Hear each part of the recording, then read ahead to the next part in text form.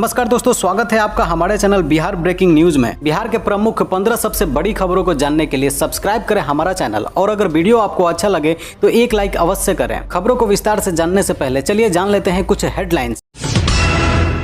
AIIMS में black fungus से पीड़ित 108 मरीज भर्ती। अस्पताल में ब्लैक फंगस की दवा खत्म, परेशान परिजन बोले फिर इलाज कैसा। सीसीटीवी मॉनिटरिंग की व्यवस्था, राजधानी में 4 स्थानों पर लगाए जाएंगे सीसीटीवी कैमरे। आईसीसी प्रोजेक्ट को अब जमीन पर उतारने की तैयारी। पटना में कोरोना के 87 नए मरीज मिले, 11 लोगों की मौत, लगातार दूसरे दिन 100 से नीचे संक्रमित। सरकार को रिपोर्ट सौंपी जाएंगी। वायु प्रदूषण नियंत्रण करने के लिए पहली बार पटना के सभी पंचायत और शहरी क्षेत्र के विभिन्न इलाकों में वैज्ञानिक जाकर जानेंगे हवा की गुणवत्ता। लोहे से दाग कर मासूम को मार डाला। गया में सुबह से गायब था 8 साल का मासूम, रात में एक लवारिस कार से मिली लाश। बिहार में अब अनलॉक 1 की तैयारी, कल होगा फैसला। सीएम नीतीश कुमार करेंगे घोषणा, धीरे धीरे बढ़ती जाएंगी रियायतें। पुलिस ने शुरू की पूछताछ। बक्सर के दक्षिण बिहार ग्रामीण बैंक के मैनेजर पटना से हुए गिरफ्तार। बोरिंग रोड स्थित हिमगिरी अपार्टमेंट से ले गई बक्सर पुलिस। बाढ़ में रिश्ता शर्मसार, नाबालिग से 6 माह तक फूफा करता रहा रेप, पीड़िता की शिकायत पर गिरफ्तार। वर्चुअल मॉनिटरिंग, वार्ड से बचाव के कामों की वर्चुअल मॉनिटरिंग शुरू हुई तो दिखी गड़बड़ी। वीडियो जांच में काम दिखाने को कहा जा रहा तो कमी छिपा रहा है, कार्रवाई की चेतावनी। नाला नहीं खजाना हुआ साफ, पानी निकासी को बने 8 में 7 आउटलेट जाम, यानी इस बार भी शहर डूबना तय। वीवीआईपी को बिहार की सौगात, जर्दालू का स्वाद चखेंगे महामहिम और प्रधानमंत्री। विक्रमशिला एक्सप्रेस से 2000 कार्टन आम भेजे गए दिल्ली। चलती कार पर पलटा गिट्टी लदा ट्रक, गया के फौजी पति पत्नी व मासूम बेटे समेत 3 की मौत। चलिए ऐसे जान लेते हैं आज की 15 सबसे बड़ी खबरें विस्तार से।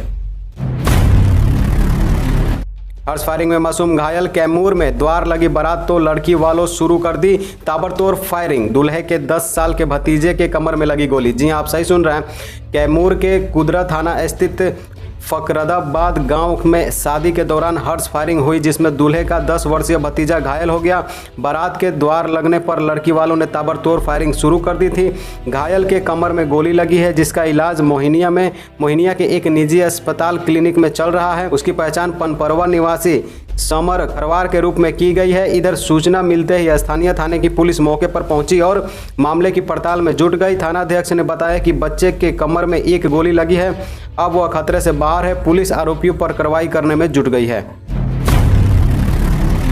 अब डरा रहा डायरिया। गया में डायरिया की चपेट में एक ही गांव के दर्जनों लोग, विशुनपुरा के लोग दहशत में। जी आप सही सुन रहे हैं। गया में कोरोना के बाद अब डायरिया लोगों को सता रहा है।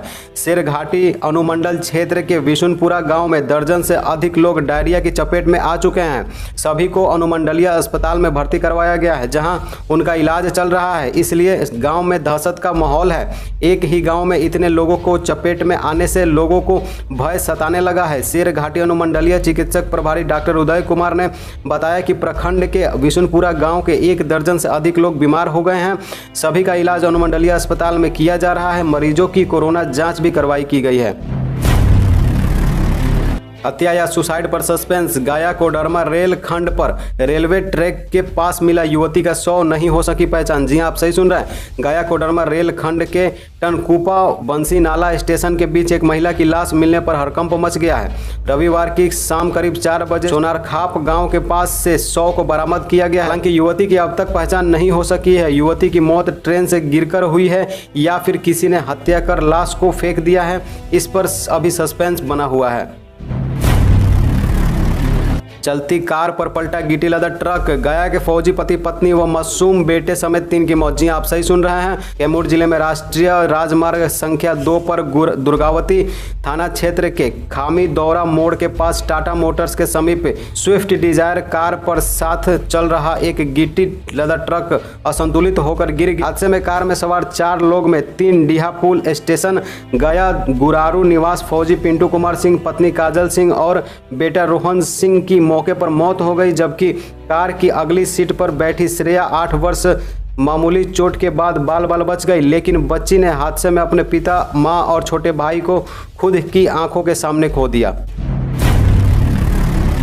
वीवीआईपी को बिहार की सौगात, जर्दालू का स्वाद चखेंगे महामहिम और प्रधानमंत्री विक्रमशिला एक्सप्रेस से 2000 कार्टन आम भेजे गए दिल्ली।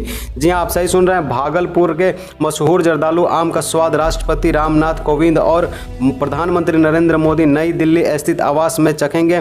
दिल्ली भेजे गए आम सुल्तानगंज के मधुबन नर्सरी के हैं। राज्य सरकार ने इसे सौगात के रूप में रविवार को भागलपुर से ट्रेन से दिल्ली भिजवाया है। भागलपुर से आनंद विहार जाने वाली विक्रमशिला एक्सप्रेस के ब्रेक वन में कृषि अधिकारियों ने 2000 पैकेट बुक कराया।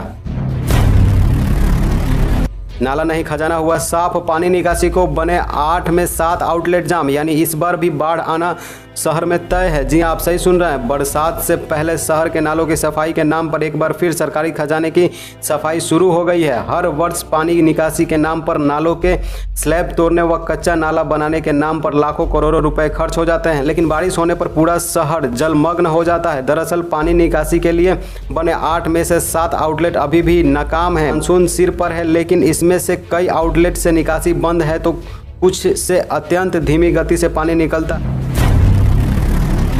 वर्चुअल मॉनिटरिंग, बाढ़ से बचाव के कामों की वर्चुअल मॉनिटरिंग शुरू हुई तो दिखी गड़बड़ी। वीडियो जांच में काम दिखाने को कहा जा रहा तो कमी छिपा रहे हैं। कार्रवाई की चेतावनी। जी आप सही सुन रहे हैं। बाढ़ से तबाह होने वाले बिहार में इसे बचाने की तैयारी का खेल एक बार फिर खुला। गोपालगंज में बाढ़ पूर्व निर्माण कार्य में गड़बड़ी पकड़ने जाने के बाद भी यह खेल चल रहा था। जल संसाधन सचिव खुद जाकर वहां की गड़बड़ी देख चुके हैं। मुख्यमंत्री नीतीश कुमार तक संज्ञान ले चुके सचिव खुद मॉनिटरिंग के लिए मजबूर है। इसी वर्चुअल मॉनिटरिंग के दौरान समस्तीपुर में इंजीनियर दूर से वीडियो दिखा रहे थे। नजदीक से काम दिखाने का कहा गया तो बहाने करने लगे। हिदायत भी दी, तब भी अंत में शनिवार को इस जगह काम की गड़बड़ी मानते हुए वरीय इंजीनियरों की टीम भेजी गई तो सच सामने आ गया। बाढ़ में रिश्ता शर्मसार, नाबालिग से 6 माह तक फूफा करता रहा रेप, पीड़िता की शिकायत पर गिरफ्तार। जी आप सही सुन रहे हैं। मानवता को शर्मसार करते हुए रिश्ते को फूफा द्वारा साले की 16 वर्षीय बेटी के साथ 6 माह तक दुष्कर्म किया गया। बाद में पीड़िता हिम्मत जुटाकर थाने पहुंची और लिखित शिकायत दी। पुलिस ने मुकदमा दर्ज करते हुए आरोपी को गिरफ्तार कर लिया है। पीड़िता ने गर्भवती करने का भी आरोप लगाया है। इसके बाद पुलिस ने पीड़िता का मेडिकल टेस्ट अनुमंडलीय अस्पताल में कराया। अध्यक्ष संजीत कुमार ने बताया कि पीड़िता मुख्य रूप से नालंदा जिले के हरनौद थाना क्षेत्र के एक गांव निवासी है। उसकी फुआ गर्भवती थी, इसी कारण उसके फूफा उसके घर पर आए और मदद करने के लिए उसको ले गए थे। पुलिस ने शुरू की पूछताछ। बक्सर के दक्षिण बिहार ग्रामीण बैंक का मैनेजर पटना से हुआ गिरफ्तार। बोरिंग रोड स्थित हिमगिरी अपार्टमेंट से ले गई बक्सर पुलिस। जी आप सही सुन रहे हैं। बक्सर के सेमरी थाना इलाके में स्थित दक्षिण बिहार ग्रामीण बैंक आशा शाखा के बैंक मैनेजर रविशंकर कुमार को बक्सर की पुलिस पटना से गिरफ्तार कर ले गई। बक्सर पुलिस ने शनिवार की देर रात बोरिंग रोड स्थित हिमगिरी अपार्टमेंट में दबिश देकर उसे ले गई। पटना के गोपालपुर के रहने वाले रविशंकर पर बक्सर के सेमरी थाना में दक्षिण बिहार ग्रामीण बैंक के 120 ग्राहक के खाते से 1 करोड़ 9 लाख रुपए गबन करने का केस है। बिहार अब अनलॉक 1 के लिए तैयार, कल होगा फैसला। सीएम नीतीश कुमार करेंगे घोषणा। धीरे धीरे बढ़ सकती है रियायतें। जी आप सही सुन रहे हैं। 4 चरणों के लॉकडाउन के बाद अब बिहार में अनलॉक 1 की शुरुआत होगी। 8 जून तक लॉकडाउन है, उसके बाद 9 जून से अनलॉक शुरू होगा। ये अनलॉक अचानक नहीं होगा, धीरे धीरे इसे खोला जाएगा। सोमवार को मुख्य सचिव की अध्यक्षता में क्राइसिस मैनेजमेंट ग्रुप की बैठक होगी। इससे पहले सभी डीएम और अधिकारियों के साथ भी बैठक होगी। सभी अधिकारियों से फीडबैक लेने के बाद अनलॉक पर फैसला लिया जाएगा। सीएम नीतीश कुमार इसकी घोषणा करेंगे। अनलॉक के बाद भी हर जगह कोरोना गाइडलाइन का पूरी तरह से पालन करना सुनिश्चित किया जाएगा।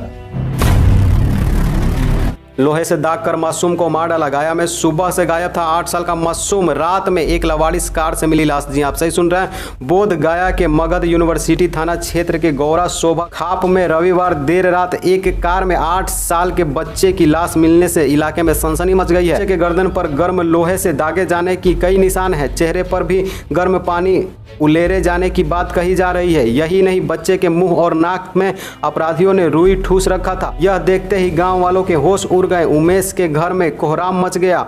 गांव में सन्नाटा पसर गया। कार के नजदीक बड़ी संख्या में गांव के लोग एकत्रित हो गए। पुलिस ने 100 को कब्जे में लेकर पोस्टमार्टम के लिए मगध मेडिकल कॉलेज भेज दिया। सरकार को रिपोर्ट सौंपी जाएंगी। वायु प्रदूषण नियंत्रण करने के लिए पहली बार पटना के सभी पंचायतों और शहरी क्षेत्र में विभिन्न इलाकों में वैज्ञानिक जाकर जानेंगे हवा की गुणवत्ता। जी आप सही सुन रहे हैं, पटना में पहली बार वायु प्रदूषण नियंत्रण करने के लिए पटना में स्थित सभी पंचायत और शहरी क्षेत्र के विभिन्न इलाकों में वैज्ञानिक खुद जाकर हवा की गुणवत्ता और वायु प्रदूषण फैलने का कारण खोजेंगे। इसके लिए बिहार राज्य वायु प्रदूषण नियंत्रण परिषद के साथ दिल्ली के IIT के प्रोफेसर के अलावा पटना ITI के स्टूडेंट भी शामिल किया जाएगा। पटना में कोरोना के 87 नए मरीज मिले, 11 लोगों की मौत, लगातार दूसरे दिन 100 से नीचे संक्रमित। जी आप सही सुन रहे हैं, पटना के विभिन्न इलाकों में रविवार को कोरोना के 87 नए मरीज मिले हैं। शनिवार को 71 मरीज मिले थे। जिले में संक्रमितों की संख्या बढ़कर 1,45,338 हो गई है। कोरोना के 1,43,053 मरीज ठीक हुए हैं। पटना में अभी 1219 एक्टिव केस हैं। IGIMS में कोरोना के 7 मरीज भर्ती हुए हैं। कोरोना संक्रमित 6 मरीजों की मौत हुई है। ठीक होने पर 11 मरीजों की मौत हुई है। CCTV मॉनिटरिंग की व्यवस्था राजधानी में 4000 स्थानों पर लगाए जाएंगे CCTV कैमरा। ICC प्रोजेक्ट को अब जमीन पर उतारने की तैयारी। जी आप सही सुन रहे हैं, राजधानी में अपराध नियंत्रण विधि व्यवस्था को बनाए रखने और ट्रैफिक नियमों को पूरी तरह से लागू करने की योजना तैयार की गई है। पटना स्मार्ट सिटी लिमिटेड की ओर से इसके लिए विस्तृत कार्य तैयार किया गया है। स्मार्ट सिटी की ओर से पैन सिटी प्रोजेक्ट के तहत इस योजना का चयन किया गया है। इस योजना को वर्ष 2019 में ही शुरू किया जाना था, लेकिन मामला लटक गया था।